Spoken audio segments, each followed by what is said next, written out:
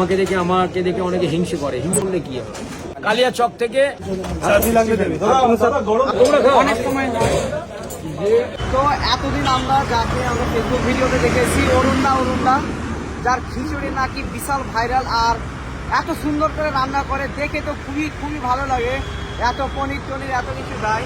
তো আজকে ভিডিওটা প্রচুর দেখেছি, কেমন সবাই ভালো রিভিউ দাও। তো আজকে আমরা ওখানে যাব অরুণদার কাছে, আর নিজে খেয়ে টেস্ট করব অরুণদার খিচুড়ি আর বেগুন সুন্দরী। তো চলো ভাই, চাক্কা জাম হয়ে ভেড়া পার হয়েছে, দেখতে পাচ্ছ তোমরা।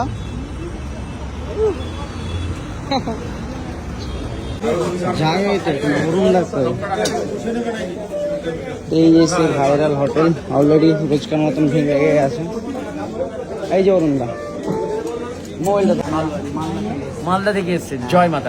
অনেক খুঁজে ম্যাপে কষ্ট করে বের করে আমাকে দেখে অনেকে হিংসে করে। হিংসে করলে কি হবে? হিংসে করে লাভ। তোমার তুমি আমার প্রতি হিংসে করবে, সেই হিংসাটা না করে বরং ভালো করার চেষ্টা করো, দেখবে তুমি জয় হবে। আপনার ভিডিও দেখে ট্রাই করি বাড়িতে খাওয়ার জন্য বানাবে এরকম, কিন্তু হয় না এরকম। নিয়ে যাও। আমি বাড়িতে একদিন ট্রাই করছিলাম খিচুড়িটা করার জন্য, তো এমন খিচুড়ি হলো যে খেয়ে সবাই আরো গাল দিচ্ছে বাড়িতে। ভালো হবে, খারাপ হতে হতেই তো ভালো হবে, খারাপ হতে হতেই ভালো হবে। অনেক ভালো লাগে। আপনার মানে অনেকেও থাকে যে বাড়িয়ে কথা বলে ভিডিওর মাধ্যমে, তো অনেক তার ভিডিওগুলো যে দেখি, ধরেন আপনার আছে কিছু বাড়িয়ে বলছেন, তো আপনি এমন আছেন যেটা জেনুইন ওটাই বলেন। ওই জিনিসটা আমার খুবই ভালো লাগে। এটা কাজু দিচ্ছি, অনেক এটা কি, তো তুমি জানো না এটা কি, এটা কাজু, এইরকম টাইপের জিনিসগুলো আপনার দেখি, একদম খুবই ভালো লাগে। তো একদম জেনুইন, যাকে বলে রিয়েল, ওটা আপনি। আমি এটাই বলতে চাই। হ্যাঁ, অনেক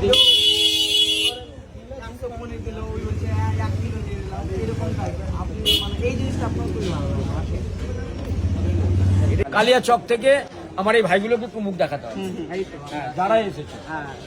তোমার মুখটা দেখাও, মোবাইলটা ঘুরিয়ে। এই যে এটা একদম সব এক জায়গা থেকে। এই কালিয়া চক থেকে আমার এই রামজয় পাপ হয় 5-6, মানে আমরা 5 জনে এসেছি কালিয়া চক থেকে। আমি ওনাদের উদ্দেশ্যে প্রথম জয় মাতারা। আর আপনারা যদি আসতে চান কালিয়া চক থেকে বা ওই মালদা থেকে, ধর্মতলাতে আসুন, বা হাওড়া স্টেশনে নামুন, বা শিয়ালদা স্টেশনে নামার পরে যে কোনো বাস ধরে ধর্মতলাতে আসবেন। ধর্মতলায় আসার পরে যে কোনো, ওখানে তো পুলিশ দাদারা থাকেন, যেসব পুলিশ দাদারা থাকেন ওখানে ট্রাফিকে যারা কি বলেন কর্মরত যারা আছেন, ওনাদেরকে জিজ্ঞেস করবেন একবার যে আমি ডেকার্স লেন যাবো বা চিত্তবাবুর গলিতে যাবো, বা জয়মাতা। চিত্তবাবুর গলি নামে বলেই বিখ্যাত।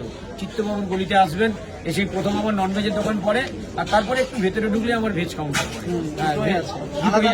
আলাদা 100 মিটার 50 মিটার দূরে একটা ননভেজ কাউন্টার, একটা ভেজ কাউন্টার।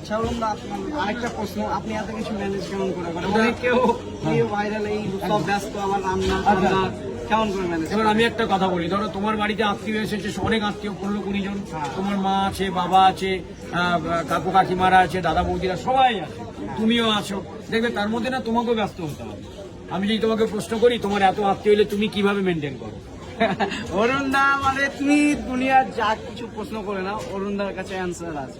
মানে এইটা মারাত্মক, কোথা থেকে যে অ্যান্সার গুলো চলে আসে, বাট খুবই ভালো লাগে। তো এখন আমরা আগে তোমার মায়ের আশীর্বাদ আছে বলেই তুমি করতে পারছো। হ্যাঁ, তোমার মাথার মধ্যে, মেন্টালিটির মধ্যে সেইটা ক্ষমতা আছে বলেই তুমি করতে পারছো। সেই ক্ষমতাটা কার না, সেই ক্ষমতাটা হচ্ছে মায়ের। ধরুন আপনার হোটেল কটা থেকে কটা পর্যন্ত? আমার 12টা থেকে নিয়ে 5টা বা 6টা অবধি থাকি। আর 12টার আগে এলে যেগুলো রান্না হয় সেখান থেকে একটু করে খাওয়া দিতে পারি। আর ফুল খাবার যেটা দোকানে যেটা সেট আপ হয়, সেটা 12টা থেকে নিয়ে 5টা। আপনার দোকানে কি স্পেশাল? আমার দোকানে ধরো তুমি আগে খেয়ে নাও, এই কথাটা তোমাকে আবার পরে বলবো, আগে তুমি খাও। এই স্পেশাল কথাটা বললে আমার মনে করি তুমি আগে জল খাও। আগে আমার বাড়িতে এসেছো, আগে জল খাও। জল খাওয়ার বাড়ির ফিল। আগে জল খাও, তারপর অন্য কিছু খাও, তাই না? যাও দোকানে যাও।